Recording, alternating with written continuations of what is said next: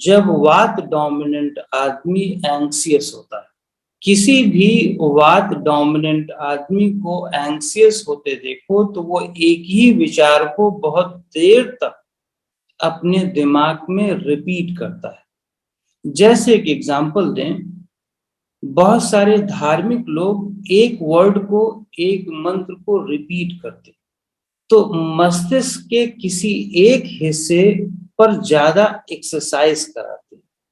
जैसे मैं आपको कोई गाली दूं सपोज, तो आप उस गाली वर्ड को अपने मस्तिष्क में रिपीट करोगे और उसको मल्टीप्लाई करोगे, गुणा करोगे, गणित में कहते हैं। तो जितना उसको गुणा भाग करते जाओगे, उसको घटाओगे नहीं आप, जितना करते जाओगे मस्तिष्क का केवल एक हिस्सा काम करता है, चाहे वो पॉजिटिव हो चाहे वो नेगेटिव हो।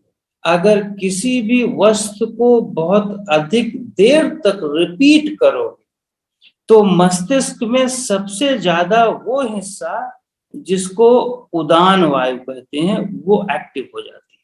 उदान वायु का मतलब होता है मन का किसी एक हिस्से पर अधिक चलते रहना। यदि मैं आपको अपना एग्जांपल दूं, मैं ऋषिकेश में कुछ महीने था और उस समय मैं बहुत, मेरी स्थिति खराब थी मेंटली। मैं एक वस्तु पर ज्यादा देर तक चिंतन करने की प्रक्रिया में रहता था। जैसा कि आध्यात्म में कहा जाता है कि आप चिंतन करो, किसी भी वस्तु पर चिंतन करो, वह किसी भी चीज पर, चाहे वो ईश्वर पर हो चाहे जिस विषय पर। जब आप चिंतन बढ़ाते हो तो मस्तिष्क का केवल यही उदान वायु बढ़ता है। चिंतन और चिंता दोनों एक ही है, लगभग एक ही है। चिंतन में फर्क इतना है कि आप एक पॉजिटिव विषय लेते हो और चिंता में एक नेगेटिव विषय लेते हो।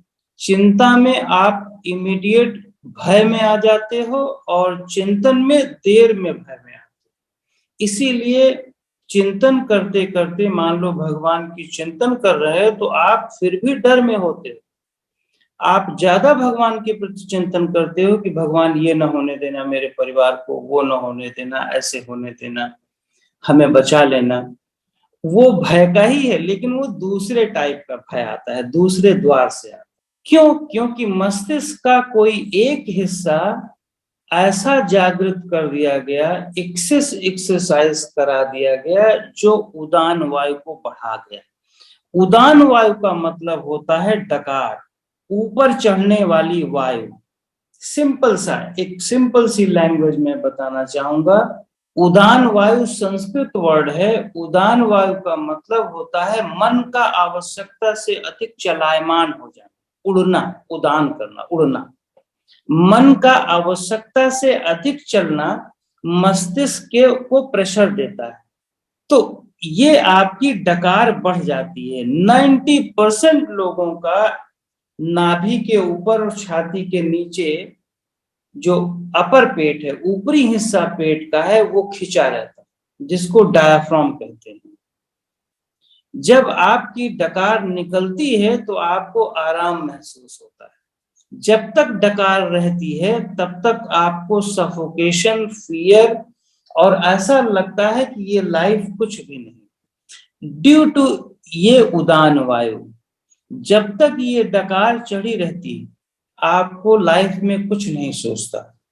जिस भी व्यक्ति को डकार चढ़ी है उससे पूछो कि आपको चिंता है या चिंतन कुछ कर रहे हो, तो वो ये कह देगा कि हमारे अंदर कोई थॉट नहीं चल रहा, क्योंकि ये ब्लॉक कर देता है।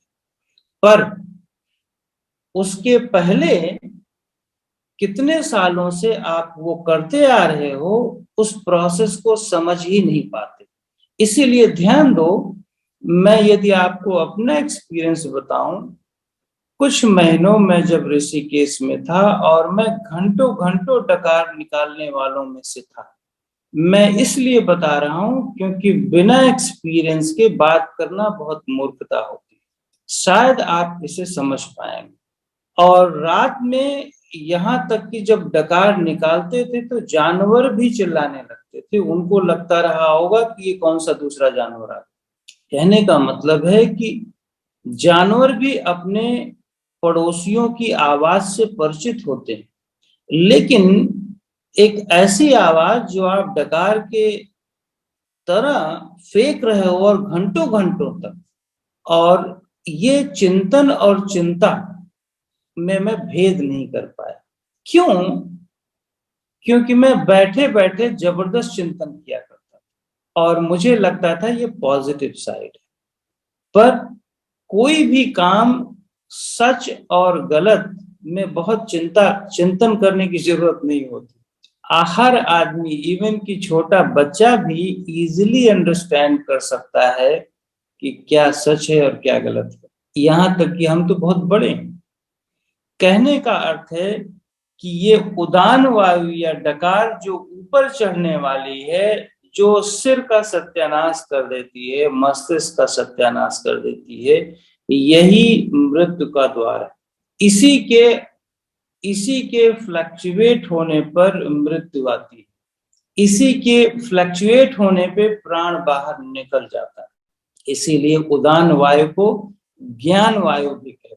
ये ज्ञान भी दे देती है अगर इसको नियंत्रित किया जाए तो, पर वायु को नियंत्रित नहीं कर सकते।